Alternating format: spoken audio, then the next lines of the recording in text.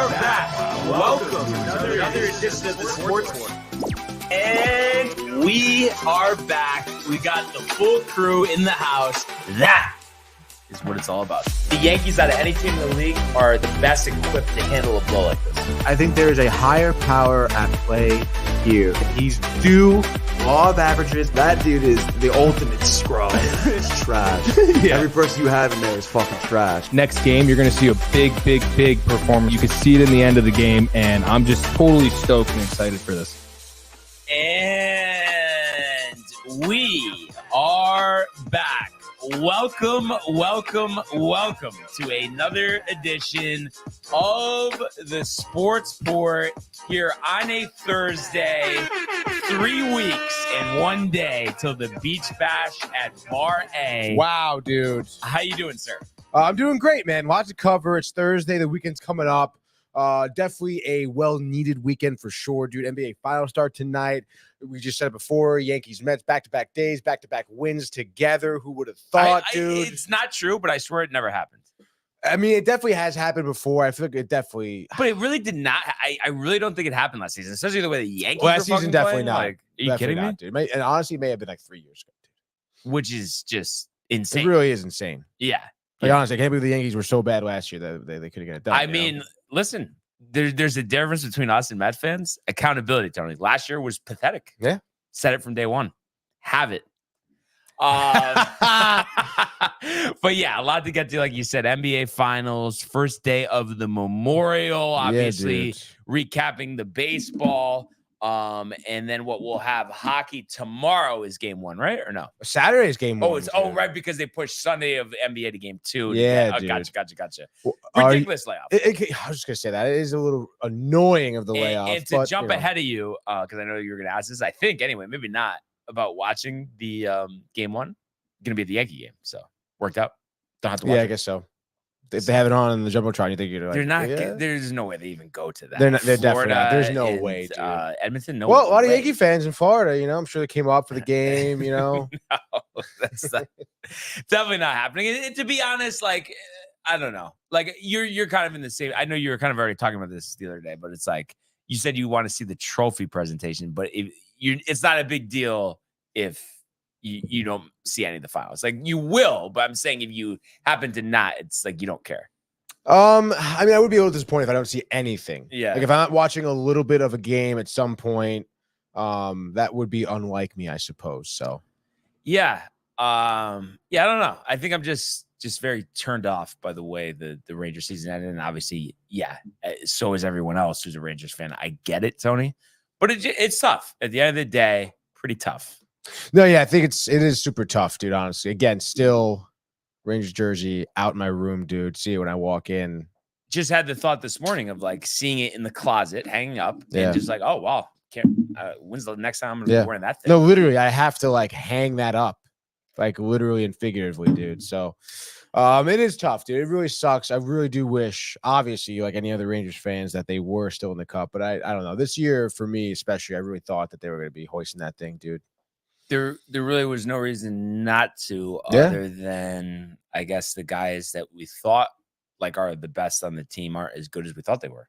Yeah, clearly not. I mean, they're just not. They just didn't show up in the first postseason, name. dude. I know it's not down to one name, but first guy that comes to name, biggest F fault. First thing that comes to your head. I would say Panarin, honestly, dude. I know you're probably thinking Mika because no, Panarin, because I think the team was used to him leading the way in the regular season. Yeah, I mean, so to completely evaporate in the postseason. Like you set the tone in the regular season and then you blew it. Yeah.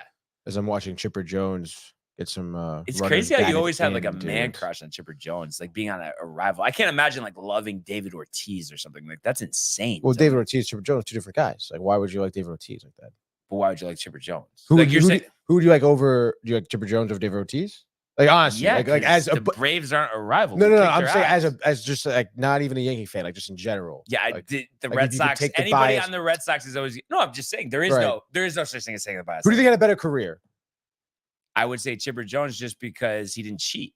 Okay, I mean that's fair. As far as you know, anyway. No. Yeah. But I'm saying Ortiz definitely. Yeah, he did. Such. It's not right how he just got a free pass with that. It not really right isn't, dude.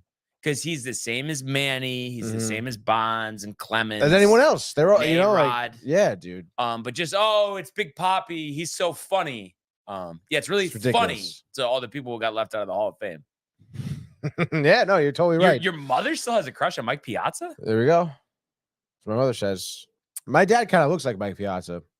You kind of look like Mike Piazza.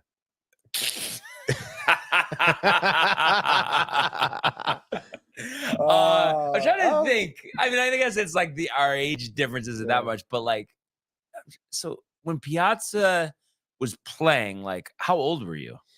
I mean, again, like earliest memories are like around early 2000s. So okay, but that was like, was he already past 7? He was like, by the time you were like, he was already past his prime. Yeah, by the time I was like cognizant he's playing of first base. Yeah. But you remember him setting the record for homers by a catcher? I do actually remember that. And again, like my dad, obviously Met fan, so he's riled. Like I have, those are probably my honestly biggest memories of Piazza is my dad just being hyped about it. Do you remember Cohen making the call? I don't specifically remember his call that day, dude. Wait, can we see if we can pull that up, honestly? I'm sure we could, dude. I'm not going to be able to keep it together. Like, especially because, what's that, 15, 20 years ago? Like, I feel like Gary, had a little more pep in his step. Maybe he's not as nasally at that time, 350. It wasn't his last home run. No, just go to that. That should be it. It's San Francisco. It is not him.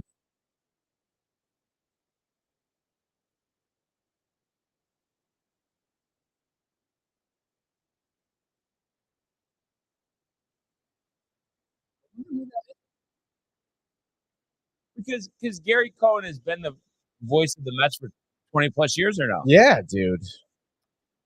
Does it say what year that was? This is 10 years ago. Oh, 04. Oh, so maybe that was. Oh, maybe it was right before, dude. It must have been. I really before. wanted to hear a nice nasally. No, Tony, you didn't want to hear it. I'm sure it would have been a great call, dude. He would have had a very nostalgic, like heartfelt call. I'm sure. Yeah, kind of like his Santana no-hitter call that shouldn't have counted because of the fair and foul replay wouldn't have counted. I mean, you think about it, that should be switched with Galarraga's perfect game. No, I don't think it shouldn't be switched. I mean, the call is a call. Yeah, let's just stick with the wrong call. I mean, Galarraga's call, obviously, that I think that's tough. Well, it's crazy because the next batter just got out. So yeah, and then it's also, I mean, but like also how egregious was the missed call by the first baseman umpire, and he even said he admitted to it. I mean, it really is. That is just gut wrenching, dude. You hate to see that. Yeah. Okay, dude. Are you hungry, dude? Yeah, honestly, dude. Last night, Mike and I were running around like all day, literally. Yeah. It's like no time for food. Right before gaming corner, Duchess. Wow. Yeah, dude. Just on the road, real quick, easy. Went to the one in Milford. I have not had Duchess in so long. No, not in Milford. Orange. Because we were in Orange picking up a cable for the N64 before the gaming corner. Literally, we were like, dude, just need something real quick. Shared the fries. Got a Big D burger each, though. Literally, like hot, steaming hot, dude. So fresh. Burger. So good, it's dude. Tortured because I'm trying to lay off that stuff. Trying to hold out till Arthur on Saturday. Was already researching restaurants this morning when I couldn't go back to sleep at like 4:45 in the morning. I'm just riled. And honestly, I was just kind of curious what's next. So yeah, I'm pumped. It's like I'm torn. Like I like the idea of the tour, Tony, but I have to say, pretty hard to not go back to Enzo's or Mario's. I know. Like that Enzo's feel. Like come on, like that might be in your all-time top 10. Honestly, easily, dude. Yeah. I don't even remember what you had, dude, because it's just what I Penny had. vodka with shrimp, Oh, which yeah, classic. like kind of the. It's actually funny. I was talking to my mom's friend, like best friend from childhood. Diehard Yankees fans mentioned Enzo's, her favorite too. So good. Arthur Ave with the game. It's amazing. Yeah. And it really is, dude. Have it every day. Every day, Tony. Yeah, so we got a lot of comments here. A ton. Let's start with those. Yeah, let's do it. Kev doing the house. We want the smoke, he says. Hashtag TCA, hashtag TTV, hashtag sports. Let's go Mavs, dude. Let's go. Speaking of let's go, Buckta. I wonder who he's rooting for. Says can't wait for tomorrow. He'll be on the show. You know that. And Hurley to the Lakers. I know a lot of juice, dude. Leverage. Oh, you really think so? kind of, because they were talking. I think actually Dave and Dan they were were talking definitely about talking this about it. morning, and it was just kind of like, why would he leave? Lifetime job, already making a ton of money. Other than, oh yeah, you want a challenge. But I don't know. It just, to me, it seems like you're kind of really putting yourself out there, to anything. You're putting yourself at risk by taking that job. And in just the headache, like if, the Lakers go back, with the same group, I mean, talk about pressure, personalities. I just don't see that. And then also he's a Northeast guy, so he's moving to Los Angeles, unless he Right. really is just like looking to move to Los Angeles, which I feel like he's not, because he was talking about how it was a pain for them to live in Rhode Island when he was at URI. So Wow. that's why I don't see that, but I don't know what you think. But I mean, I agree with you in terms of like where he is now. He should be kind of not like complacent, but just happy with the money he's making, the scenario he's in. I mean, you go to the Lakers, you got to win first. Like, you have to win. You might get fired. Literally, Honestly, you dude. could get fired year We one. want, literally. Like, there's no patience there. There's no room for wiggling. And how many more weeks at LeBron? Like they're like, it's not that this isn't like fun and games, Like, I don't know, dude. But I mean, hey, if he wants to, wouldn't it help the Lakers if they got him? But then again, like they were kind of talking about this on the show this morning. It's like, him with his antics and stuff. Like, I don't know if that works. You know what I mean? These guys don't want to be coached. He can't get down your throat about something. No, definitely not. So I don't see it working. So I guess we'll see. But I think that's a lot ado about nothing. And like I said, I could be dead wrong, which is fine. Is that fine? Kind of my thought. Like if you're dead wrong, you kind of be like, Yeah. All right, some more comments here. Michael Buck says, I definitely want to talk about this tomorrow for sure, please. So do your research, Brian, because tomorrow. Tomorrow when he signs the big extension. Oh, yeah? No problem. All right. Speaking of no problems, Josh B is in the house. What up, fam? He says, Yanks, keep on rolling. Let's start the postseason now, Josh please. B, ready to go, riled up. It's nice to see him fully focused on the Yankees. It's been a while.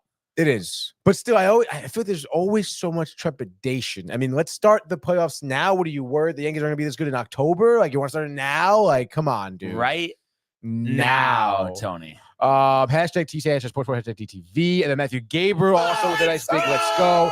He says, what it do, Kev do, Josh B, Michael B, Hurley, please stay at Yukin. You can. And then he says, hey Bonds, fresh cut bud. It's crazy. I just been going Hap, but I think it's been a little over a week, actually, believe it or not. Wow, that is kind of crazy, dude. You can. Kev says Matty G. Matty G says Anthony, tough with the Rangers. It's still beat. He says Panarin definitely disappointed. We're still looking for Panarin. Dude. He's missing. Where are you, dude? Where are you? And then let's see. Oh yeah, Kev Du says right here, I was a Robinson Cano fan when he was on the Yankees. Obviously talking about my Chipper Jones fascination. Yes. But you know what's the common thing here, and I'm sorry, but you know what I'm going to say. Do you want to say it for me or no?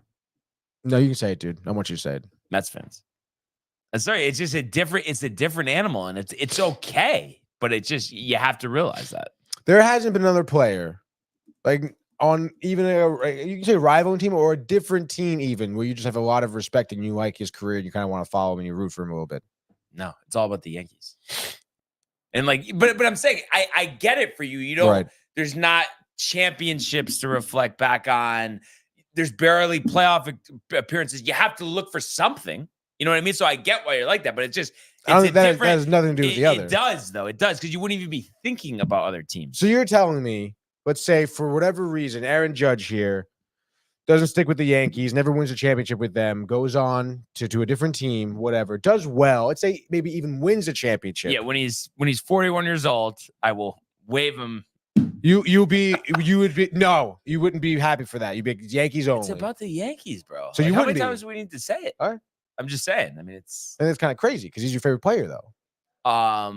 But it's about the Yankees. It's team first, Tony. This is an individual sport. I never said that I like Chipper Jones over the Mets, though. Yeah, but it's like if you were really dialed, you wouldn't even be thinking Chipper. Chipper, like especially a rival. No, I'm sorry, that's like a mortal. I wouldn't sin. even be thinking Chipper. It's a mortal sin. It's a mutual respect. It's a mortal sin. The guy named his daughter after Shea Stadium. Mortal sin. Or is it his daughter? It is his daughter. It's not a mortal sin, okay? You're a mortal sin, dude. And then let's see. Michael Buckton says big difference between coaching in the NCAA and the NBA. Hurley needs to stay at UConn. Wow, already knows his take on that, huh? Yeah. Then Josh B. Buckton, you're still showing up tomorrow if the Celtics lose tonight. LOL. I think he means win tonight. No. Yeah, I would imagine. Unless he's saying he's gonna get hammered tonight. Then Kevin says every day Barnes make me hate the Yankees more and more with his snarky comments. Yo, Barnes, humble yourself. I was getting excited because it looked like Michael was about to come in here, but he went back to the other room. That's all right, good. But it's unfortunate, and you could look at it however you want, use whatever adjective you want, but at the end of the day, it's the Met fan doesn't want to accept the truth, right, Michael? Yes. Thank you, Michael. Well, watch today. By the way, I don't know what I'm doing wrong here. Maybe it's the flavor of the coffee, but I got donut in this morning, and for some reason I'm still like it's not bad, but still tasting watery. It's probably not. Oh, I mean, sometimes they don't make it good. It happens. What'd you get? Simply Nutty with milk. But with milk? Yeah. Wait. What do you don't? I mean, sometimes milk is just I don't know. Wait, I thought you always put milk in yours. We use almond milk, or I'll use cream sometimes. I feel like milk is weird in coffee. I don't know. I never get whole. Like you get whole milk. I don't ever put whole milk. Cream. Searching. What the fuck? We all said cream. Oh, I say cream. No, I say cream. No, the Met No. You say cream. Michael says cream, but then Tony says cream. No. I say cream. I think it's funny how he says it, and then he says it, and it's awesome. And then when you say it, searching for it. No, but also That's too, Michael. hot, We were dude. just talking about this, like, because Kev do saying like, "Oh, I make him hate the Yankees or whatever." But it's like at the end of the day, isn't it just the Met fan doesn't want to accept that like they're just stuck in misery? This coffee's so they good. look for other things, and that's it. And they don't want to accept that the Yankees have always been not even in the same stratosphere. Yeah, I know. And he's asking me about liking other players, getting excited for other players and other teams. Why? Yeah. What would be the reason for it? I know. And then he says it has nothing to do with the Mets. It's like, it's a division rival, Chipper. I was saying, like, imagine us, No, like I know. Manny, Pedro. No, Are you kidding me? When Tony told me he's Chipper this, Chipper, I was like, what are you talking about, dude? Yeah. Chipper Jones is a great player. Yeah, you can't. You gotta admire the and career. During that That's time, all I like, said. you That's guys all were I actually said. good. That's all I said, dude. It is All I so embarrassing. It's not even funny. No, honestly, you're embarrassing. Okay. Come on, Tony. But I feel like you still haven't given me like one thing I will give you. I guess if it was on a team in like another league or a team that you're not a rival, you don't compete with, I guess it's like somewhat okay, but I just don't get how you could defend a division rival player. I mean, it's like any other big rivalry. He beat you so many times. but it's just well, Like, how obviously, could you- yeah. I mean, that stings. I'd rather that we won. I'd rather have Chipper Jones if he was on the Mets, sure, dude. But at the end of the day, I mean, it's still one of those rivalries that has happened over the course of multiple seasons where they were at each other's throats, both playing at a high level. And at the end of the day, like, I mean, it wasn't a Boston New York rivalry because I feel like there weren't really any fights. It's not like But- people were killing but each you other. don't think Do I know- think what? It's just not as I guess but isn't it violent just because of a rivalry. But It isn't isn't. it just because you weren't competing with them though? I feel like that's why it wasn't a violent rivalry. It's different. Yankees Red Sox first and second for what 10 years in a row. Oh yeah, 12 years in a sure. But row? I mean, obviously, maybe that is the case. But regardless, you hear both teams at the time talk about it. You hear Chipper Jones, even the rest of the Braves, talking about coming to Shea Stadium. Always a tough time. They always kept it competitive. The fan base of the Mets, like Didn't it John was. Rocker say that? You think so? It was literally. I mean, the way they talk about it, there's a mutual respect between these two teams, this rivalry. I mean, it's different, Yeah, I guess it's just for me with my teams, the passion is just so strong. There's just no room for anything else. And that's really what it is, other than the Jets, because the Jets, I've told you a million times, are the Mets. So I guess that's a parallel. At the end of the day, I honestly, man, you lost me on this one at this point. they dude. both have the same amount of titles. I mean, So you don't care about the Jets because they don't win as much as the Yankees? it's just not. It's unacceptable what they've put us through as fans.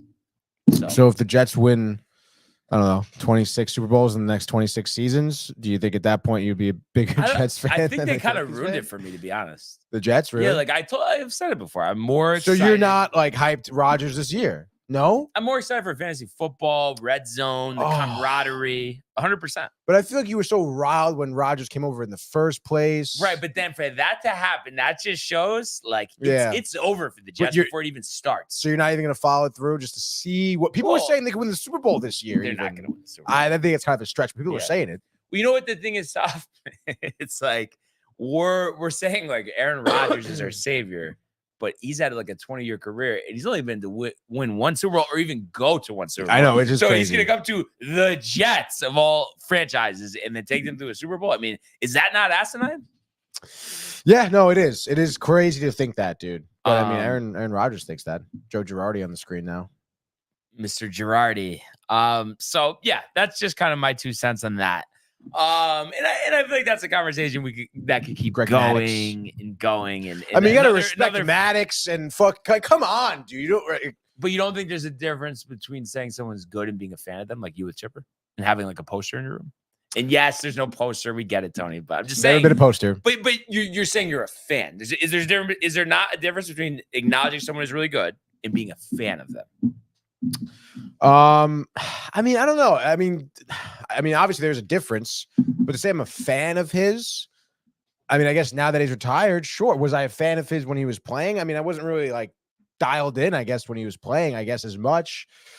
But I mean, if I see Chipper Jones in the street, I'm gonna be like, yo, Chipper, like I'm gonna Yo, what's up, dude? Like, this is like, it was great meeting you, man. Like, wow, Mets fan, whatever. Like, I'm not gonna like snub him. I'm Come just on, taking a guess here, and I have no idea like what he's gonna say to this, but I have a feeling Zach would never like a rival. Yeah, I'm team's actually player- curious. What do you think player about on that? a rival team? Yeah, Not happening. Not a big fan of anybody outside of like my bubble. Yeah, Like especially NFL.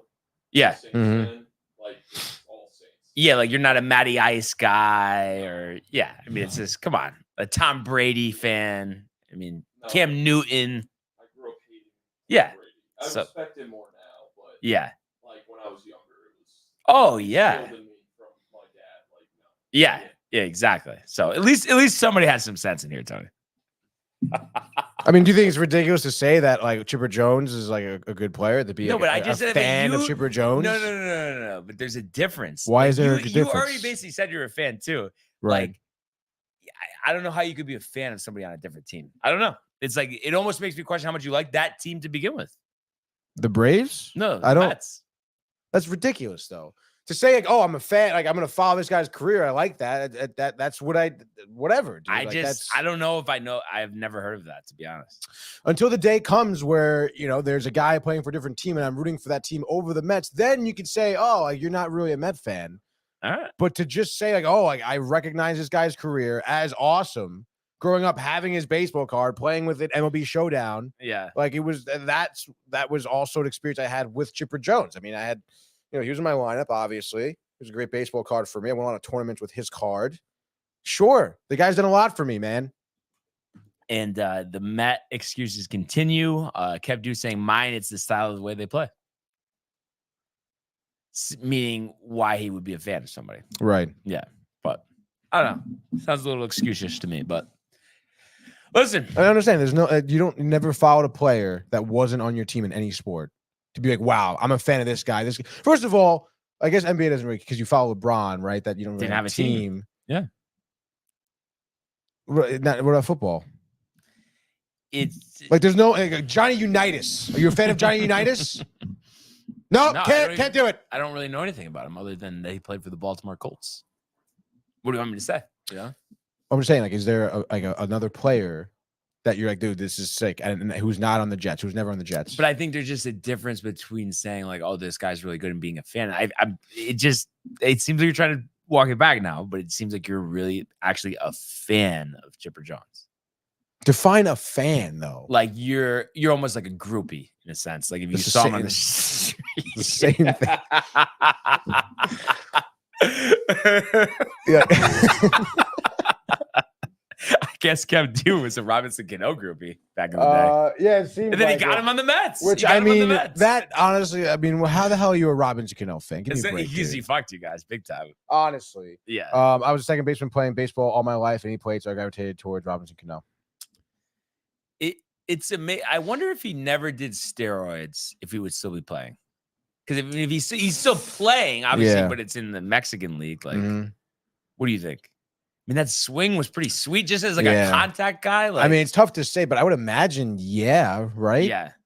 Especially if he didn't miss he missed 2 full seasons, right? Because of steroids. He got caught twice? I think it was one season, unless it was part of another Because season. I know he got caught twice. Yeah. One of them when he was on the Mets, and he missed a full season with the Mets. I know that. Yeah. So no. He had begun playing. I remember that specifically. Oh, I remember that too. But yeah, I think it basically, was just like, part of just that. part season. of that season. I think so. And then the excuses continue. Like Barnes is Yankee groupie. Yeah, groupie of the fan of your own team. That makes sense. Anyway, Tony. So we talked about the Memorial yesterday. And right now in progress, obviously early on. Matthew Fitzpatrick and Tom Hoagie, both 2 under. Hoagie through 4, Fitzpatrick through 6. You got a bunch of golfers at 1 under, including Tom Kim, Keegan Bradley, and Shane Lowry. And let's see, Patrick Cantley, the 2-time champ, par on his first hole. And let's see what else we got here. Sanjay Im and Lucas Glover struggling to start, both 4 over par. Tied for last with Ben Griffin, Im through 7, Glover through 8, and Griffin through 9. So very early on, but I'm sure before the end of the show, there'll be some more developments, and we will bring those your way. Oh, yeah, dude. But I would say it is a good time, Tony, to go to the world of Major League Baseball.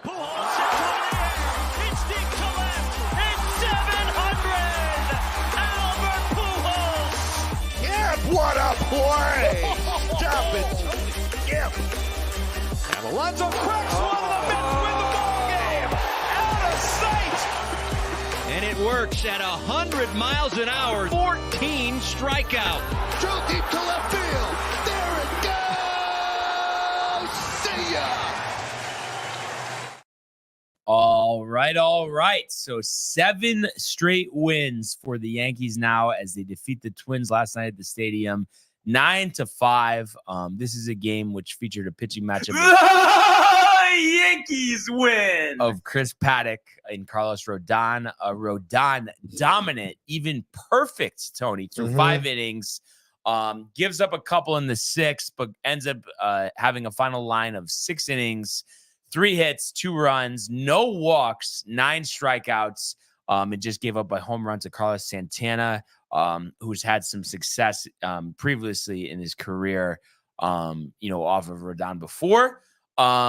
So, again, a great start from Rodon, ERA down to 3.08, 8-2 on the season. And he's pitched about the same amount of games as he did last year, which I believe at this time he was 3-8, and they were talking about it, Dan and Dave this morning. I think last year he gave up like 47 runs in like 65 innings or something. Really? So his ERA was just below 7. So it is amazing how he was able to transform himself. And I'm sure too, a big thing, and like we see what's going on, Jordan Montgomery just got hammered yesterday, killing my ERA for couple of my fantasy teams. But I think, he was injured early, so that kind of messes you up. You don't have the ebbs and flows of what a season should look like for a pitcher. So I think he just wasn't healthy, wasn't prepared, and that's why he had such a bad performance last year. Kind of crazy, though. I mean, he was this pitcher all of his career, but to see his velocity all the way down to 92 last year, and I saw him hit 99 on the gun last night. So that's been the difference. And you look at most great pitchers, I mean, they do usually have that. Plus fastball, of course, the key always being able to locate it. And that's what he's been able to do. Also, they were talking about this on DNR this morning, and kind of curious your thoughts. They were saying because he's been so unbelievable, even though going into the year, you were like solidified Rodon is your 2, is healed now your 2, just because, I mean, it's been an unbelievable run. But Rodon obviously still pitching very well. I know. I mean, it's so tough to again. I guess. I mean, how do you argue with Heel's numbers? But I mean, at the same time, I still would have more confidence in Rodon to put the ball in his hands during a playoff game. Still, right? Wouldn't you? You know what I was kind of Really? no. What I'm saying though, I kind of am thinking that you want Heel pitching at home though. You know what I mean? They put Rodon on the road, rookie on the road, playoffs kind of tough. You know what I mean? Oh yeah. So you wait Cole and Right. then Heel 1 and 2. The only problem is, and I guess maybe he should really just pitch out of the bullpen at this point. Is to the Nestor has been terrible on the road, but he's not worthy of a home start. And you're really going to only start 4 guys at most in the postseason. Right. Stroman's, got to be right after Heel, Has to Cole, be, yeah. and Rodon. Ironically So enough, Nestor's a reliever. that sounds good to me though. Yeah. What the hell? Yeah. No, it's crazy though. I mean, he's not starting the All-Star game, but pitching in the All-Star game a couple of years ago. And now kind of like, a fringe starter. I know it is pretty crazy. I mean, you look at the home and road. I don't know if you've seen it. It's like 1.2 ERA versus like a 6 for Nestor. Really? I'm kind of curious what it exactly is, but they just showed this on the broadcast the other day. Home away. 617 versus a 112. Wow. I mean, That's how is that crazy. even possible? He's given up more runs in 35 innings than he has in 40 innings. That's at home. nuts. And by a lot, too, not by a little. I thought Michael was like riled, like breaking news. I thought so too. The way he came in, I thought there would be breaking news or something. I know. But Kyrie Irving yeah. ruled out for game 1. But yeah, I mean, it just, I don't know. I mean, I guess maybe something happens with Heel in the innings limit, but I don't see how, like, I think even though it's so early, like it's June, I just think it's almost basically impossible for Nestor to get a postseason start, barring something very unexpected. I was just going to say, yeah. Even if there's he no way. pitches well, I just think these guys are just better. So it's kind of interesting. And I don't know, like, does he have any value out of the bullpen? I mean, I guess we'll have to see once Clark Schmidt comes back, probably in August, which is kind of crazy because that injury is going to take a while, full spring That is training crazy. after. So we'll see. And it's so funny because like Montgomery, I think literally gave up like 8 runs in 2 innings or something yesterday, Tony. Really? Like I will never, ever, and then, Snell, 3rd time on the injured list, whatever.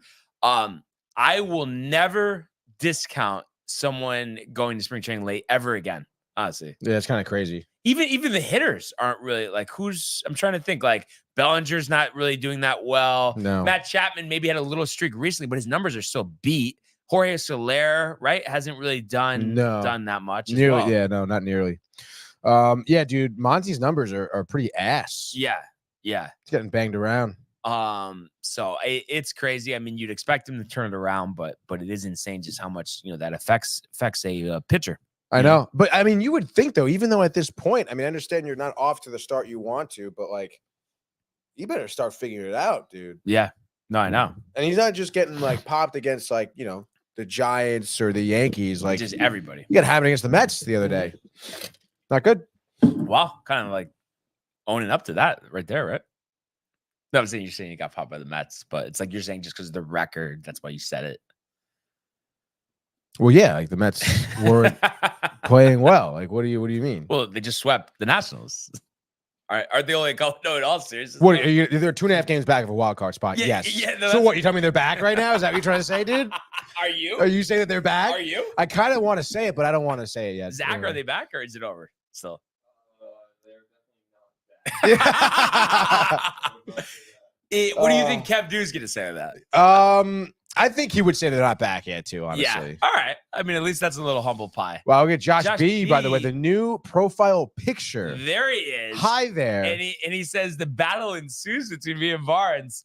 Yeah, I think it's 7-6 still. So Kind of crazy. yeah, but very back and forth. Kind of crazy, too, to do the mid-show profile picture change, Yeah, dude. like just riled. Really? And that's like the same type of thing that's on the I'm just thinking because of the white, but the TCA? jersey for the Beach Bash, which is Yeah. kind of cool. Can't wait for that beach. Yeah, bash, dude. no, Mike it's and I gonna were talking about it yesterday. Like, you're going to be in heaven. Yeah, Yeah, no, Michael I am. K, dude. It's actually really funny. So I said I was doing like the chat last night with like Kev Yeah, and yeah. Josh and Hot Take Johnny. So Kev goes, yo, yo, Barnes, like you're not gonna be like how you were at the Mets tailgate, right? Oh my god. And then it ensued this whole thing of I was saying like the only reason I was like that is because it's a Mets game, Yeah. and he just like he wouldn't let me hear the end of it. Oh Much. my god, dude. But like I was like, yeah, no. I got to be able to like interview these people. Like Yeah, definitely not, Kev. Yeah. Definitely not. But anyway, back to the Yankees here. So it was a 9-5 victory, scoring early and often 4 runs in the first inning. Volpe, leadoff single like he's done all season.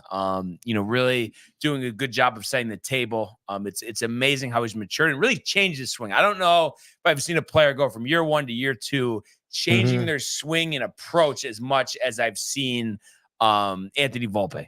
So it's amazing. It's so exciting. He's so young, and he's definitely the future of the Yankees. One of the guys that is a key part of that.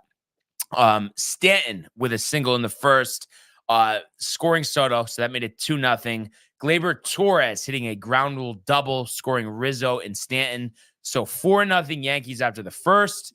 Like I said, Rodon perfect through 5, so nothing to worry about on the other side of things. Bottom of the 5th, a Judge triple. So you don't usually see that too much. Ball rattling around the left field corner there. It was funny. When it first happened, because it was rattling a lot, I was like, the Pooch like, you might get inside the Parker here. He's like, he's like, come on, like, are you kidding? Like, even if it's like, Volpe or Ellie De La Cruz, like, they probably wouldn't get him inside. I was like, maybe they would have, because Judge isn't slow. You know what I mean? He's just not obviously like top 5 percentile in terms of speed, but kind of crazy. You also had a Verdugo sac fly after that. So that made it 8-0 after 5 innings. Carlos Santana homering, like I mentioned, off Rodon, made it 8-1. Correa hitting a sac fly made it 8-2. That was the only runs he would give up. And then the Yankees adding another run on a bases loaded walk to Aaron Judge made it 9-2.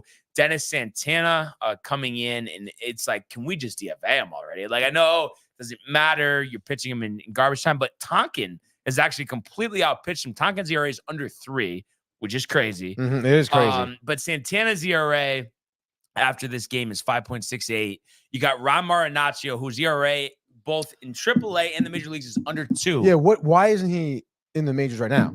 I don't know if it's some philosophy thing, if they're planning on dealing him. When's the last time we saw it? I feel like it's been forever since we've seen him. I would think that it was probably a month ago, maybe 5 weeks. Let's see. April? Oh, 4/26, right? No, it says last 5 games. Oh, okay. Wait, so 509. Oh, okay. So it was like a little less than a month ago. Oh, a month ago. Yeah. So, but that's got to be coming soon. I mean, Santana is literally pitching batting practice. Come on, dude. So he gave up a home run to Royce Lewis, who actually did a Derek Jeter tribute. I don't know if you saw that. Did not. Beginning of the game, did the whole thing like it's just his pitch routine with like the cleats and everything. So he did that. Guess childhood fan of his. Byron Lewis. Yeah. Byron, who plays for the Twins. As a child, he didn't have a team. Right. Oh, how do you know he didn't have a team when he was a child? Maybe he was a Twins fan growing up. No, I'm saying he wasn't playing for the Twins. Byron Buxton grounds out the third. Scores Jose Miranda, makes it 9-4. Are you still a Jeter fan now, or? Oh, yeah. Playing for the Twins? He's retired, right? He's retired. Carlos Correa, another ground out RBI in the 8th, made it 9-5. But that was it. Final score. Tonkin clean, 9th inning. Like I said, 9 pitches, 7 strikes. Ending with a strikeout. Had 2 strikeouts in the inning. Like I said, ERA down to 2.88. Santana, after 2 innings, 3 hits, 3 runs, a home run allowed, 5.68.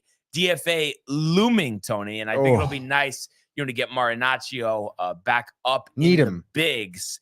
But yeah, it's 7 straight wins. It's 44-19 and an opportunity here to get a sweep, and back-to-back sweeps, which would be pretty impressive. So let's go. Really jacked up to get the job done tonight, and in anticipation of this big Dodgers series. Also, Anthony Volpe last night, his 6th triple of the season, Tony. Every time he's running so hard, helmet comes off. It is truly amazing. You just love having that speed element. And the Yankees have 2 triples last night. They haven't done that too much the last 10 years in the same game.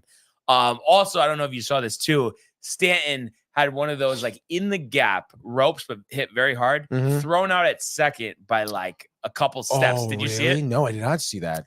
Kind of like no one else would have got thrown out, but he's just loafing, and it's just like, is he doing like that half jog walk thing still? I mean, Then why is he trying to go to second base? Like what? Like then just say it first. I think he was just like maybe hoping the throw was off the mark. What is the deal there, Brian? No, it's I think it's him and the team in agreement. Like, listen, we need you to hit. We don't care what you do on the bases. Just bare minimum. I really think so, because think about it. Think about how many times he got hurt. And I don't know, fucking go to second base then. Yeah, no, he shouldn't have. He shouldn't. Yeah. So because what the hell, man? No, I know. So that was kind of crazy. Yeah, just another great night at the stadium. Sold out house, the Juan Soto basketball jerseys. That's right, dude. Allen, was telling me that going he in, just grabbing it. Yeah, so he was jacked up for the game Saturday. That is sick, dude. And then who was it? I don't know. It was just something I saw. Oh yeah, just somebody on Twitter. I think Johnny Lasagna, one of those big Yankee tweeters, was saying that I guess there's some group thing going around. The Dodger fans are going to try to take over Billy's and stuff. And nonsense. Like there'll be a lot of Dodger fans, but it's not like we're going to be hearing "Let's go Dodger" chants on the broadcast. Okay. But you're saying that we are going to hear that? Like that's the way. I mean, the way you make it sound like they're taking over Billy's. Like, what is it going to be? Like thousands of Dodgers fans? I mean, that's kind of what they were alluding to. But I just think that's you really insane. think so? That's kind of insane. Yeah. They're just the Yankee fans we're just too excited right now. So I don't think that we're going to be giving up tickets that easily. And I'm sure we'll see another packed crowd tonight. Rain early, but before the game starts, so we should be fine around first pitch here. Of course, 7:05 from the stadium usually, ends up being 7:08. Pablo Lopez has struggled at the detriment of my fantasy team this year. 4.84 ERA. Sorry to hear that. More than a strikeout per inning, 75 to 67. Marcus Stroman, 2.73 ERA through 69 and 1/3 inning pitched. So I mean, I think there's no reason. Obviously, we'll cover it in the frenzy, but there's just no reason not to get the sweep tonight. Because it's going to be a tough series against the Dodgers. But I know that the guys are ready for the task. So let's go. Yeah. I mean, everything's indicative of Yankees succeeding there. Yeah. I mean, Dodgers Dodgers are like a weird anomaly this season, I feel.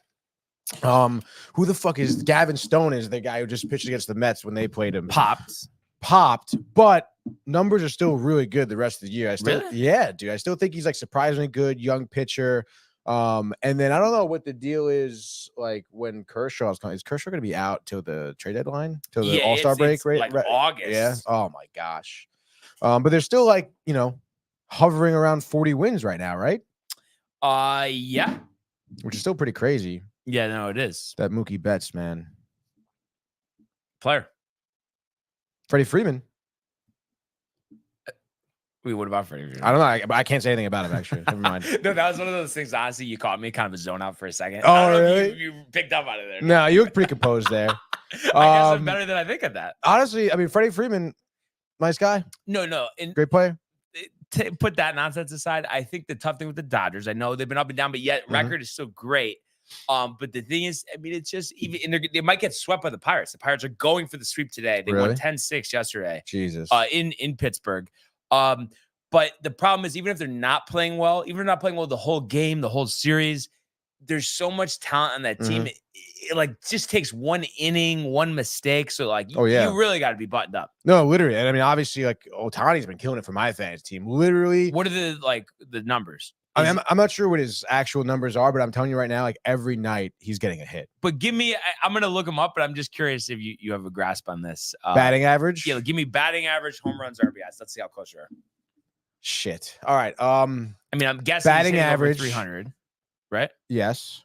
No, I don't even have the numbers. I'm just kind of talking it out with you. I don't know. I know. Over 300 is always a little weird. I'm going to say like 293 batting average. Home runs 12.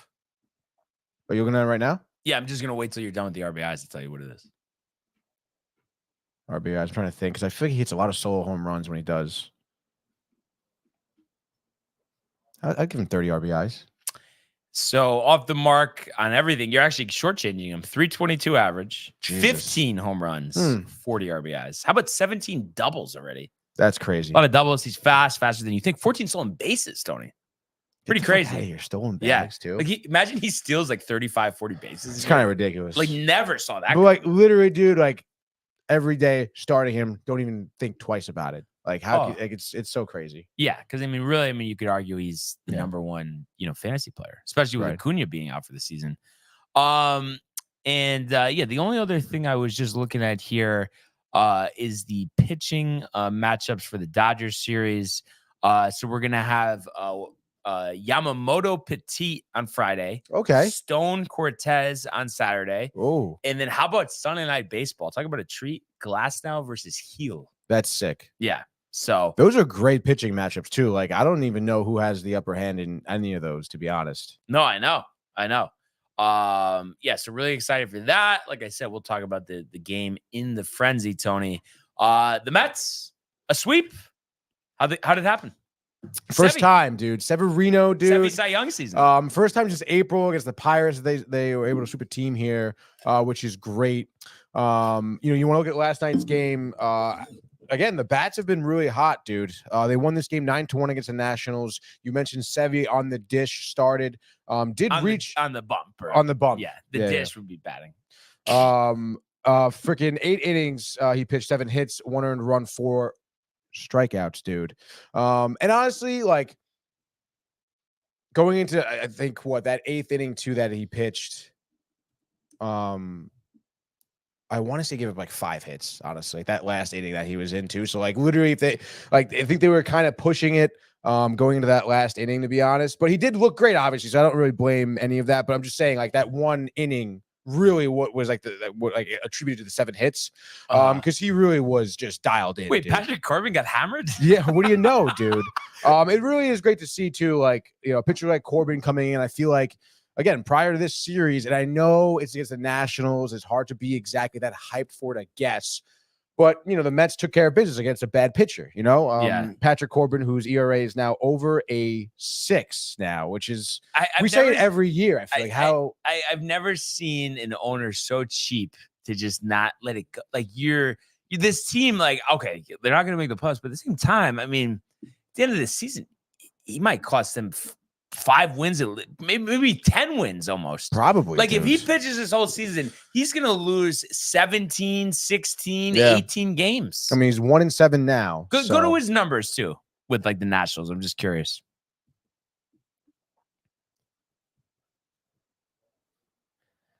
So he's been there, 2019? Yeah. I want to know, like, what happened? Oh, my God. I mean, yeah, really. Long COVID? I guess. I mean, 2019, 3.25 ERA, he had 33 starts, dude. Yeah. And then obviously COVID year wasn't great. Only 11 starts, ticked below 5 ERA, but then it just hung around there and got even worse every year after that. Yeah. What's his deal, dude? I don't even know what his contract is.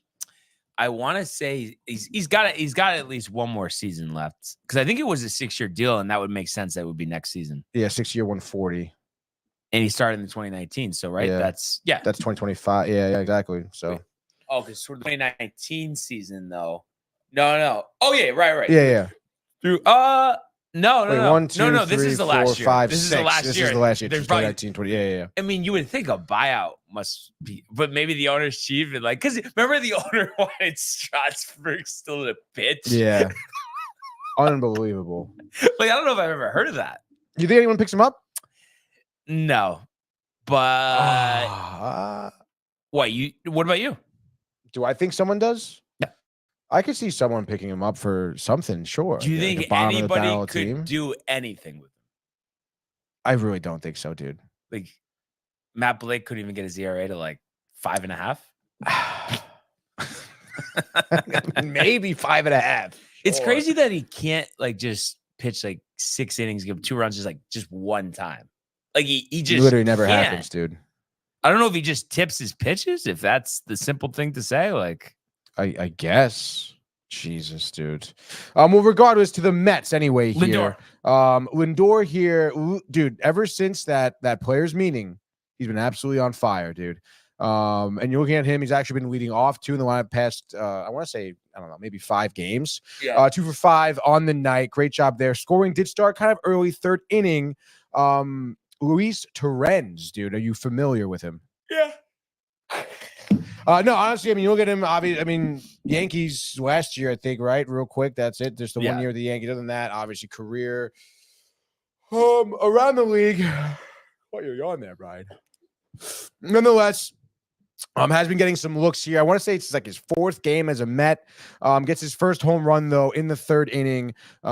Feels pretty good, I'm sure, for him. He looked pretty happy about it, which you love to see that, too. Some more offense from your catcher, too. I know Nito, I guess, was kind of hitting well. But regardless, it's still nice to kind of see, you know, in the absence of Alvarez. But nonetheless, you know, Mets are up 1-0 early on. Severino at this point absolutely dealing. And I got to say, like, not only is he like pitching really well, but every out they seem to get, I mean, he's just absolutely dialed in. There was quite a few 2 opportunities earlier on in the first few innings where there was like a really hard hit ball to Alonso. Literally happened 3 times, and Alonso fields it really nice, making diving plays. Severino literally like jacked up, yelling at him, like, "Fucking go!" Keep the band together. I mean, hey man, if Sevy's going to be the glue, honestly, like why not? It seems like everyone likes him, honestly. On the team. How many games in a row would they need to win for you to be excited? So they're at 3 right now. They would have, I would 10? say, definitely like 10, where you're like, oh my god, like we actually might make the playoffs. I'm trying to think. Do you know who they play after the Phillies, Zach?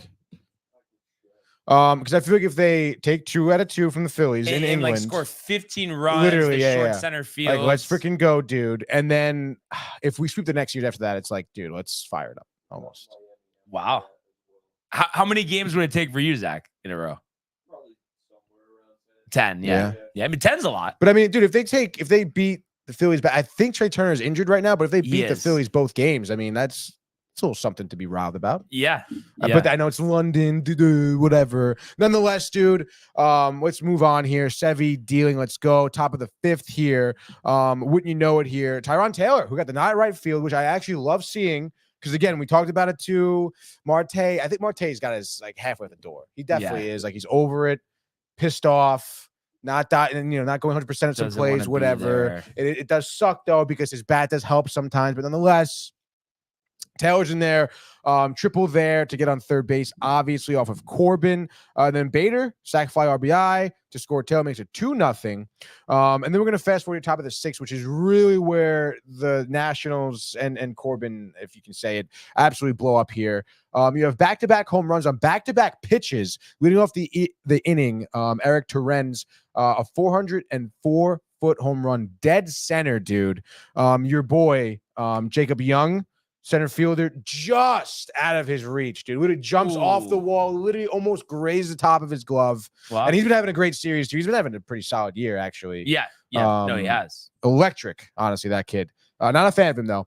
Nonetheless, after that, Lindor hits another dinger. I want to say it's his 5th. No. I thought I had it written down, but I guess I didn't, dude. Nonetheless, another home run here from Lindor. At that point, Corbin gets pulled, brings in Weems, and again, like the way the Mets have been hitting so well, it just seems like that pitching change, especially for the Nationals. I feel like every time that they pulled their starter and brought in a bullpen guy, he gives up hits immediately. That's exactly what happened when Vientos was up.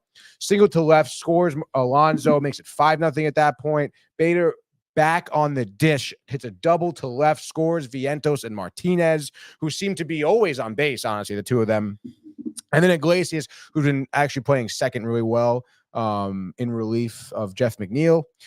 Does get another RBI single here. I believe he, out of the 6 games he's been up, he has a hit in every single one so far. So he's playing really well for the Mets right now. And right there, that's really the bulk of your scoring right there. 8-0 at that point. I did mention excuse me, that Sevy does get into a little bit of trouble here in the bottom of the 8th. Gives up 3 hits back to back to back to start the inning. So right there, bases are juiced, no outs. Joey Gallo, again, for some reason, has been hitting really well against the Mets. But his numbers are oh my God, awful. no, yeah, horrible, dude. Does get a sac fly RBI here, bringing in 1 run, the only run for the Nationals. And then again, Sevy forces Young to ground out double play, which honestly wasn't easy double play to turn because Young is incredibly quick. But right after that double play, Sevy screaming, hitting the glove, dude, hyped up. Obviously, that was the night for him.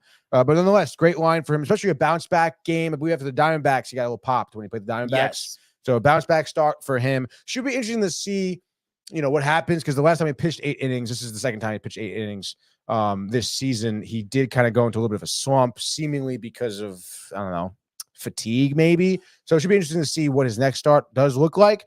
But you gotta be happy about this one. Like I said, not often Mets pitchers are going 8 innings. They get Young to come in here for the 9th, and he gets 3 up, 3 down. 5 That's minutes on the Young. game, dude. Don't look it up. 5 minutes on Young. Oh, like where is he from? So funny. I literally Age. looked it up. 25 years old. No, From the system, was he drafted? Like what? I don't think he was drafted, dude. No, just some pickups. I think just some pickup. I think he's had maybe 3 appearances this season. Obviously not a ton. But from what I've seen, I think he pitches pretty well. I want to What's say the velocity? around 94, 95. But I Okay. think I want to say maybe it was against Diamondbacks. I have to actually double check.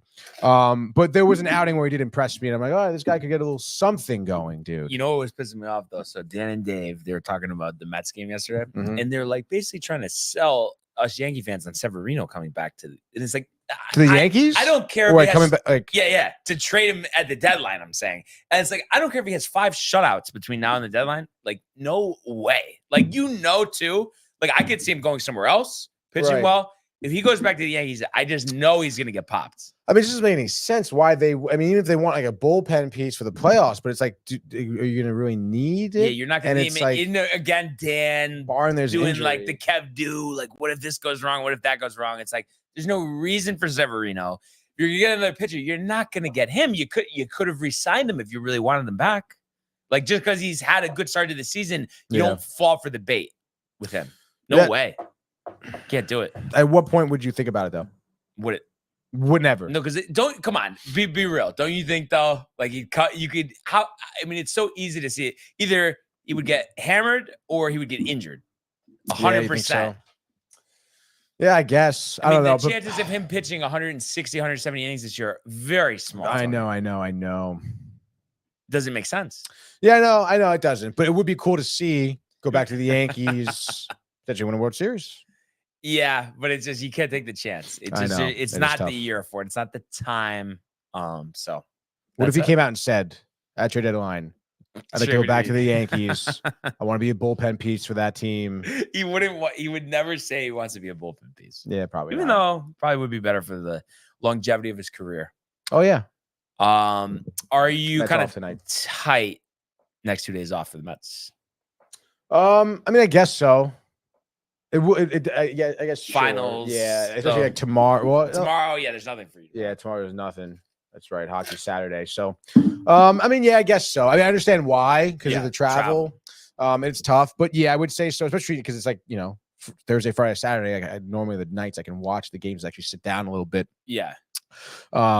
So, but I mean, it is what it is. I'm pretty stoked to see the whole London thing, though. The setup. Yeah, dude. So you haven't watched any of those games before? I stadium? definitely peeked in, Like, but I didn't very like start to brief. finish Yeah. the pregame stuff. Yeah. I enjoy that when they go through. I'm sure they'll show the time lapse of changing the field over and talking Yeah. about whatever. Yeah. The I'll see Jay in the this, crowd. that. Jay said tickets are like $75. Is it like seem pretty sure he's gonna go? It does seem like that. And I like Jay, like I know he didn't. I guess he didn't really have a team. Like he's like 100% a Mets fan, or is he kind of like just floating out there? I think he's kind of floating out there. I But think didn't he wants say- to be a Mets fan. No, I but think- last year I feel like he did want to be a Mets fan. yeah, But then I it don't seems like he know, kind of likes dude. the Yankees though too. No? Yeah, I guess. I think he really just likes whatever team makes him money. Honestly, Besides the Jets. The Jets is well, he like- loses the most money on the Jets. I guess. Yeah, so No, but I'm saying like that's like okay, that's he's for a life. fan, Never gonna yeah. change. But then I don't like there's no other team, right? That he's actually that like No, just the dedicated Jets. to. Really. It's just the Jets, which that's a tough solo team to like, guys, huh? I know that is really tough. Yeah. But hey, dude, I mean, he's honestly as like dedicated of a Jets fan I've ever seen. Honestly. Oh my God. Yeah. Like even Fireman Ed bailed for a couple seasons. Yeah. The fact that Jay's hanging in there. Dude, literally, ever since I've known him since freshman year of college, every year, this is the Jets' year, baby. Literally, jerseys on, game one. Oh, it's funny though. I mean, like you were kind of saying, I mean, I was going into last year, was somewhat excited for the season, but I don't feel that this year. Yeah, I mean, I don't know. I'm a little excited for the season. Oh yeah, what I was going to ask you though, what are your expectations for London? It's so tough, dude. Sixes.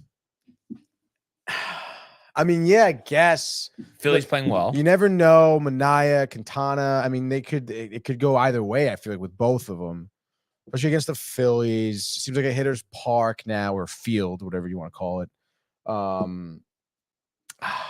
I guess splitting I think is a realistic like look at it right now. Yeah.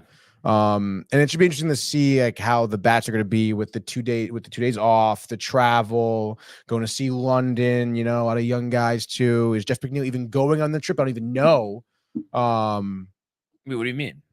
Well, because McNeil hasn't been playing, he hasn't been starting. Oh, I didn't. I guess I. Yeah, Iglesias has been starting second base. Okay. When was the last time he played? The weekend? Honestly, I don't even think he played against the Nationals. Wow. At all. So I mean, he might get DFA'd. I don't know about DFA. Well, again, like they brought in I'm Iglesias. surprised He hasn't stopped hitting. Knocked out Mendoza by now. I mean, know. Just seeing how angry he is. Honestly, dude, the interview when he started Iglesias the first game, Mendoza seemed like a real hard ass about how Jeff McNeil's not starting. He's a batting title guy, and we haven't seen that from him. So he's not starting until we see that. That's not Aaron Boone. I know, dude. But that kind of that was like, did Girardi call him up the night before and tell him what to say? Like, honestly, dude, that was like kind of crazy. But that kind of makes me think that that's it. Honestly, I think it should be it, dude. Like, he's I still think he seems like a locker room cancer, that guy. Yeah. No, he is. He is. So I think that would be, the way to go for the Mets. Yeah. And again, I mean, Iglesias, I don't think there's much future there, but he's playing well right now. So, but I think it's not even about Iglesias. It's just about McNeil not being there. I know. Josh B seeming to agree with me on Severino, saying hard pass. Yeah, you can't go back there. You just can't do it. Yeah, sure. Anyhow, Tony, I would say right now would be a good time for a full-on abbreviated baseball frenzy. You know the freaking deal, guys. All right, it's Thursday. It's Thirsty Thursday. Mets are off, dude.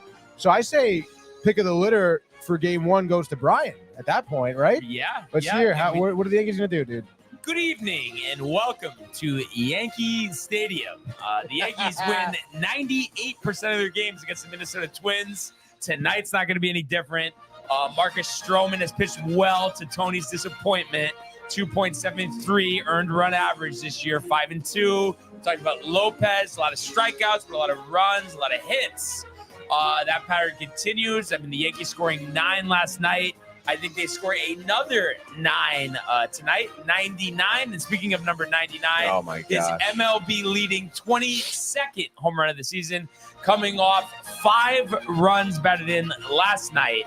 I think, he will go 3 for 4 with that home run tonight. Juan Soto with a home run as well. And we're going to actually say, too, Giancarlo Stanton doesn't need to run it out. A grand slam in the 6th inning, blowing this thing open. Stroman, 6 1/3, 2 earned, 6 strikeouts, 6th win of the season. It's the Yankees 9 and it's the Twins 4. So it's the Yankees and it's the over. And it's 8 in a row. 8 in a row, dude. Yeah. For the first time this year, I believe, right? I think they had won 7 before, if I'm not mistaken. So this would be the first time this year. 8 in a row. All right, let's go. We were talking about before, 6:40 p.m., PNC Park, Pittsburgh, Pennsylvania. The Dodgers here looking to avoid the sweep by the Pirates. Walker Buehler, okay? He's going to be on the bump here for the Dodgers, okay?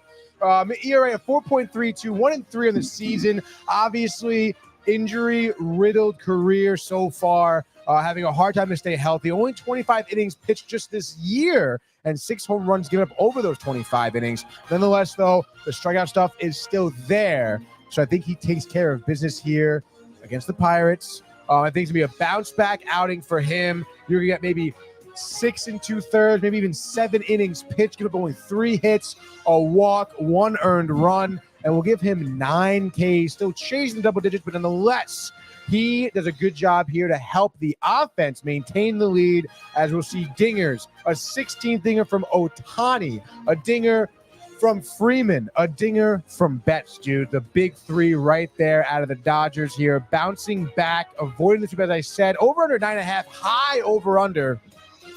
I say Dodgers win this one. I'll say, I don't know, 7-2. So Dodgers and just on the under, Brian. Wow. I had you penciled in for over. That's for again. Sure. All right. Second game here. I am going to go with the Baltimore Orioles playing in Toronto. And I didn't realize, I guess Yankees haven't been in Toronto. I don't watch Blue Jay games, obviously.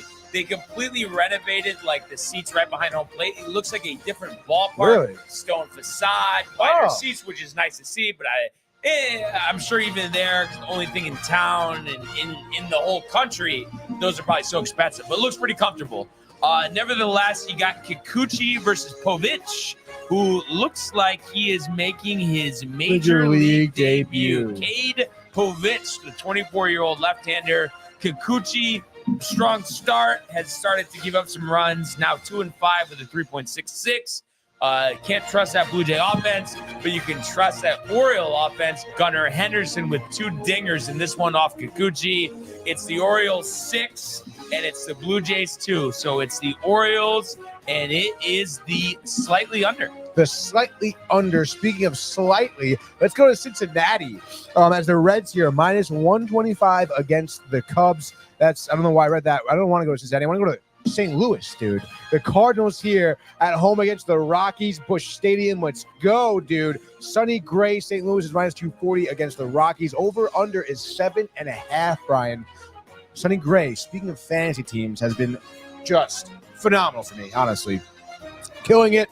He's a 3 ERA, 7-3 on the season, which is coming out of St. Louis. Gonna appreciate that, as they are 29-31 here. Just a game over 500 at home.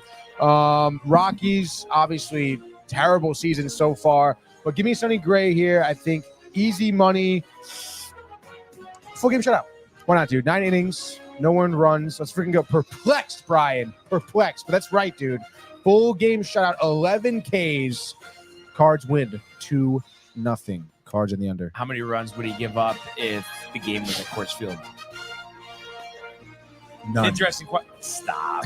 How many runs would you give up if you pitched for the Yankees, dude? That's the real question. No, but I know I'm kind of like going off kilter here, like interrupting a frenzy, but I always have wondered, like, Luis Gil, if his home starts were at Coors Field, like, how much higher his ERA would be right now? There's got to be, like, there's some type of, like, study. Yeah, definitely. I guess ballpark factor would probably be it. Yeah. But yeah, just always thought that was interesting. Anyway, third game, final game. I think I'm gonna do a let's see. Spite pick. And the Padres just always fuck me. Lost on them last night. I think they were minus 175. Cease, 3 earned. What's going on? Is he the same pitcher as he was last year? Who knows? Anyway, Randy Vasquez, the former Yankee, 5.74 earned run average this year. Give me the Diamondbacks. I'm gonna say they will win this game 2-0. Corbin Carroll, go-ahead home run, 9th inning, Tony. Wow. So it's the Diamondbacks against the under. Diamondbacks in the under. Last pick, third pick, best pick for me here. I mean, Mariners over the A's, I guess I could kind of do. Braves over the Nationals would be kind of crazy. I guess give me the Braves. Why not, dude? We were just talking about them. Braves here, 34-25 on the season, 15-13 away. They are minus 155 on the road here against the Nationals. Let's see, another 4-game set for the Nationals is kind of crazy. And believe it or not, the Nationals lead the regular season series at 3-1 right now. Over-under's 8.5. I mean, Ronaldo Lopez is a good pitcher. Mitchell Parker, I guess, has kept it within the park. I say give me the Braves edging this one out. Give me a Ozuna 8th inning 3-run dinger to put the Braves up 6-3. And they end up closing it out. That's the final score right there. Braves win this game 6-3. So Braves and the over. Bang. Wow. Just like that. That is your baseball O'Neal. frenzy. Paul O'Neal on the TV. Took me a second there. Yeah, so just excited for the opportunity to sweep tonight. Fully confident that we will see that. It's just it's nice to see what Stroman has done. And I mean, how would you rate your level of surprise there with the ERA under 3 at this point with Marcus Stroman? On a scale of 1 to 10, Yeah. I would say my surprise is around a 7. I would say. Wow. Okay. So moderately surprised here. Would I be more surprised if he ends with an ERA like that? Yeah, I'd be like a 10 surprised. A 10. Yeah, honestly, A perfect 10. I would a perfect 10, Brian. I'm kind of expecting the second half blow up a little bit. Wow. I mean, it's Stroman. But it kind of sounds like Grassa, honestly, LeMahieu, a little bit. What do you want? Because you're saying you're expecting it, but I'm saying it's a different situation. And I'm saying the only reason you're expecting it, or I don't know, different situation. I guess he did. I guess he has tapered off in the second half. Let's go career splits on that, actually. All right, let's go. I'm gonna guess. I have no idea. Okay. And before you don't, yeah. I can click. Up. Okay. So I'm gonna say the earn run average is a run and a half higher for his career in the second half of the season. What's your guess? A run and a half higher. Mhm. 2.5. Go. That's it.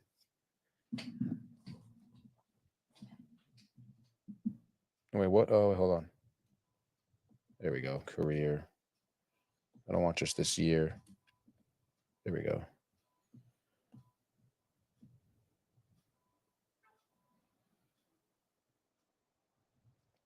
Wow. For his career, His first half is higher. higher.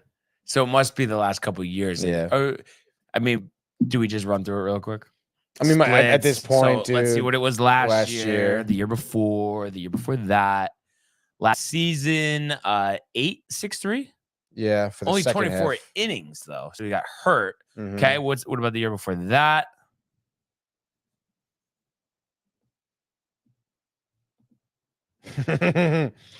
Let's see. First half, second half, lower for second half. Almost like split in half. It was doubled in the first half, actually. Oh, Okay, so actually, I'm feeling really good about this. I think he was just injured last year Year and only pitched before 24 innings. How would we that- even go by that, Tony? honestly, Like, obviously, his numbers are like that for his career for a reason. I mean, this Yeah. time, okay, 336 really blew up in the second half, you know? It's, yeah, so I think we're good. I think it was just, a tough one last year. yeah, we'll see. Time will tell, dude. But that being said, and I hope Michael will like pop in or get riled when he's listening because he called for it. I think it was last week he called for it. Let's go to the world of the National Basketball Association. LeBron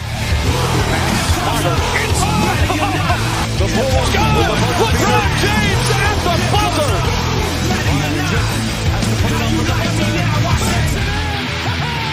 He banks in the three, and the Lakers win the game. All right. So game 1 of the finals, 8:30 ABC tonight. It's Mike Breen, it's Doris Burke, it's JJ Redick, Tony. And it's Boston, Massachusetts. Tickets starting at $565, the TD Garden. It's the Celtics, it's the Mavericks, it's Boston -6.5. It's Kristaps Porzingis healthy for game 1, hasn't played since the first round of these playoffs. And I think, Tony, and I think you would agree with me, general perception here for the first time in a few years here, there is a ton of hype for this series. I mean, yeah, I would say so, dude. I mean, there's a lot of implications, obviously, just with Kyrie returning to the TD Garden, of course.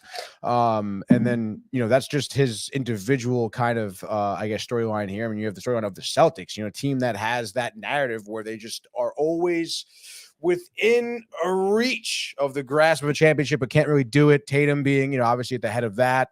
And then, of course, you have the Mavericks here with Luka Doncic. I mean, people think he's going to be, obviously like Hall of Famer already. I mean, and he is. But I mean, there's a lot of great talent here. Two great organizations, obviously. Dallas Mavericks, Mark Cuban, we know that. So I think there's a lot of juice around here, dude. And when you're thinking about NBA fans, and of course, I'm sure there's some spiteful, whether it's Brooklyn Nets, maybe Cleveland Cavaliers, or Western rivals of the Mavericks. I would think, if I had to give you a number, Tony, that it's probably, if you think about the whole population in the U.S. of basketball fans, like 90% Mavericks or no? Just because it's like, I feel like if you're not a Celtics fan, you're rooting for the Mavericks. Yeah, I think so. I mean, no, I I think so. I mean, again, Boston fans are really tough. Like their fan bases of every single team. I mean, they're just kind of like, I don't want to like stereotype an entire city here, but they're a lot of assholes. Yeah. And then the accent doesn't make it any better. Yeah. Because you remember me telling you about 2021, the wildcard game, the guy, the strong Boston accent, yes, and no idea who he is at the bar. By his drinks, great, but no need for talking right in the face, arm around the shoulder. If you guys had won, we would have tipped the cap. Shut the fuck up. That's all I have to say. What does that even mean, dude? Yeah, exactly. Like that's brutal. Yeah. And like you're rubbing it in, really. Yeah, exactly. What you're doing, dude. Exactly. And then, it's just, that's why I think that you're right at that point. 90% of non-Boston fans are rooting for Dallas. Yeah. Probably. And again, how do you not root for Luka, dude? Like, come on. And I think too, because we were kind of talking about this before, obviously with the whole chipper situation, I do think basketball, out of any team sport, has become the most individualized in terms of fandom. Oh yeah, by far, dude. Yes. And maybe did I start the trend with LeBron? Back in 2003, maybe. Yeah, that was a while ago. And maybe you and hundreds of thousands of other people just following LeBron. Yeah. But I mean, it's for me now, it's different. But for a while it was awesome. Honestly, like kind of viewing. I just remember getting so like excited for the finals, and I guess I'm intrigued, I think is a good way to put it. But of course it's not the same, but maybe we're treated to something spectacular here. And I know we've talked about this a few times, but series length here, what did you settle on? Last week I think I said Dallas in 5. Okay. I mean, I really think 5 though. I just feel like the Celtics have 6 in there. I know. I'm like kind of debating it. Do I stand by that? Yeah. Would I like to see it done in 5? That would be sick, dude. Honestly. Yeah. So I know, but Porzingis is going to be a huge player in this series. It's at least really a 6-game series, and it really, to me, I smell 7. Honestly, yes, and a debacle for the Celtics in Game 7. Really. Mm-hmm. At the Garden. Fans leaving at halftime. Oh, wow. No way, dude. No fan is leaving Game 7 at halftime. Even if it could be 100-0. You really think so? I mean, I wouldn't leave at halftime. It's fucking Game 7 of the finals. Like, are you kidding me? Why would you? Game 7 World Series, it's 5th inning. Yankees are down 8-0. Well, it's the Yankees, so it's different. But the thing is, Tony, you get tight, but that's seriously how I feel. Yeah, but that's how people feel about the Celtics too. Like it's the Celtics about leaving my team. That's how I feel about I don't care what team it is. Like your team that you're a fan of, like you're not going to leave the game 7 of the finals of whatever sport it is. Like you're not leaving. I guess though, it sounds like I'm making another joke here, but I don't think that applies to the Miami Heat fans because we saw them get locked out after the Ray Allen 3-pointers. Yeah, that was kind of crazy. He knows. Yeah. So. That it's not every fan base, but that's fucking weird. I would say, as annoying as the fans are, I mean, yeah, I guess can we say that the Celtics fans are really into it and probably are gonna stick it out? I guess you are right in that regard. Thank you. I guess.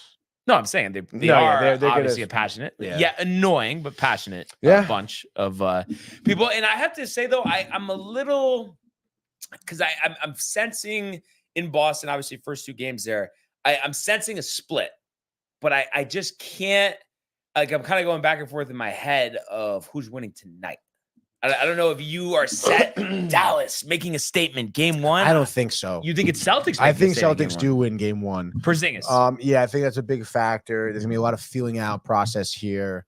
Again, I mean, I feel like, especially with the way Kyrie and Luka have been working in the playoffs, I mean, they work off each other really well, and they work off each other like close to the net. Mm-hmm. And obviously Porzingis is going to be a presence around that net. So it's going to be some type of adjustment, I think, is going to have to be made after game 1. Dallas does make it and they do figure it out. But again, it's game 1. It's Boston. You're in Boston too. It's going to be really hard to come in there game 1 and I think ruffle their feathers. And it should be interesting to see how Kyrie reacts. But I do anticipate Celtics taking game 1. Covering 6.5. I don't think so. Yeah. I think they win by 5. Yeah. Why? What do you think? I don't know. I just, like, part of me thinks, like, Mavs making a statement, because we've seen the Celtics lose some game 1s this postseason. So that's why I'm just like, well, Domac telling us to relax. I know you remember that, Tony. Yes, definitely. And honestly, Mavs do well on the road. I mean, they do well everywhere, but they've won games on the road here. But it's like, does Luka have 50? Does Kyrie have 40? What does Tatum do? What will it take for the Mavs, like between Kyrie and Doncic? Do you think if they each have like 35 apiece, that's enough? Or you think they will have to have a 40-point game? I think, one of them. You know what it is? I think you assume, bare minimum, I guess, 50 to 60 points between the two of them. So I think it's more about how you defend. Yeah. Do you let Tatum shoot, 15 threes and make 8 of them? Mhm. Does KP have a double-double? Does Jaylen Brown have a triple-double? So I think the defense is going to be a big part of this. And we've seen sometimes, the Mavs get blown out at times as well. So I guess just because I've seen them lose some game 1s, I think I'm going to be opposing you on this one and say that Dallas, and I think an all-time classic game 1, I'm going to say Dallas will win this game. Let's see, total to 15. I'm going to say Dallas wins this game 108-107. And I know it always is like this, but Luka at the buzzer for 3 for the win. Wow. Like, that would, imagine how insane that would be. Highest ratings in 20 years. Maybe. Probably. Like, I don't know where kinda NBA nuts. stands in their ratings for the finals, but Yeah. I mean, I can definitely see that. I mean, Yeah. you give Luka the opportunity to make that shot, to win the game. Probably and going to go in. typically does. Exactly. It's probably going to Yeah. go in, is right. What do you think Tatum is? What do you think his final stat line is going to be? Because he's been, sometimes 9 of games- 27. Panic throughout Boston, but then they win game 2 Yeah. before they go back to Dallas. Jaylen Brown. Probably another split in Dallas. Yeah. 2-2 going back to Boston. And then maybe the anxiety sets in again. Dallas wins up 3-2. Boston salvaging game 6, setting up a game 7. The Garden, the 20 points, the Miami Heat fans, all of that. I think that's what we're looking at. My fans, dude, they're not leaving. I used to have a dope Miami Heat snapback, couple Really? of LeBron Heat jerseys. Oh yeah, Where are those they were now? the days. I mean, In storage? they're probably at Goodwill, some Goodwill. Oh, Yeah. But those are some crazy Heat teams. One thing too, you think about game 1 of the finals, what always stands out to me, and I'm trying to think. No. Okay, yeah. No, we were not. Yeah, no. That was when LeBron was on the Cavs. We were never doing this show with LeBron on the Cavs. He was always on the Lakers. correct. Yeah. So, game 1 is his last year at the Cavs. And it's a tie game, end of regulation. J.R. Smith literally ripped, dribbling out the clock. Oh, in yeah, I tie remember game. that. Like, that would, and then LeBron breaking his hand after having a 50-point triple-double. They lose, get swept. Insane. J.R. Smith was crazy. Like, talk about shot box. I know, huh? really. He said he didn't know what the score was or something. Like, what are you talking about, dude? They'll never forget too. I think me and Mike were cracking up about this. Chauncey Billups at ESPN talking to him, and he was definitely talking about J.R. Smith. He didn't name him, but he goes, Yeah, I mean, there were some people on my team where I would rather have them be ripped out on the court because they played better. Well, I don't know if that applied in that situation, but didn't he J.R. Smith? Didn't he go to UCLA, try to golf or something? NCA&T. NCA&T. What the hell is that? Some technical school, I guess, right? In golf. But yeah, did the golf team, which is kind of crazy. I never really liked J.R. Smith. I remember because I was kind of following the Knicks time when he came over to the Knicks from whatever Japanese league he was playing in or something. Mm-hmm. I remember seeing his picture with the fucking Yankee logo tattoo on his neck, and I'm like, what the fuck? Nothing dude? like a good neck tat. But he did have I remember him coming in with a little bit of a splash. He had a few game-winning threes for the Knicks and stuff like that. But you can tell that, his headspace wasn't there. Well, and I don't think it's the biggest waste of talent ever. No. But at the same time, there's some talent that was wasted there. I think he could have been a lot better player because the athletic ability, yeah, dude, the shooting prowess. Yeah, I think if he had someone who could really dial him in and focus, and teach him how to fucking have discipline. George Karl wasn't the right fit for that. No. But hey, that's what it is, and that, like I said, that'll be tipping off 8:30 on ABC. I'm trying to remember who the hell the coach of the Knicks were at that time. It was Woodson, right? Yeah. The goatee, dye your goatee. Yeah. Yeah. What an so embarrassment he was. Let's see. And so what would you say? Do you think you're gonna be pretty intently watching this one tonight or no? Honestly, yeah, dude. I mean, Mike's riled for it. I'm feeding off that energy for sure. I'm dialed into what else am I gonna fucking do anyway? You could see yourself hammered at the Horseshoe at halftime or not? Yeah, banging the bar, Don shits, let's go. Heat fans. You really think so? Though? Sure, why not? Really getting after it tonight, Tony, huh? Thursday, right? Yeah, what do you want, dude? So yeah, we'll see what happens. We'll talk about it tomorrow, and we should be seeing Michael Butka in studio tomorrow. So that's right, dude. He's gonna have a lot to say.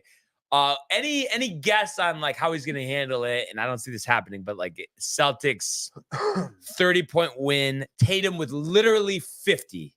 How do you think he handles it? I don't know. Michael rubs me up as the type of guy who doesn't ever really give up, So I think it's fine. They're gonna Tatum chokes. That's what he does. We're gonna stop it up after this, whatever. I feel like he's still gonna be on that train. At no point I feel like is it gonna be, oh man, the Celtics got this. This is bullshit or whatever. So yeah, I think he's had a good head on his shoulders about that. That's true. That's true.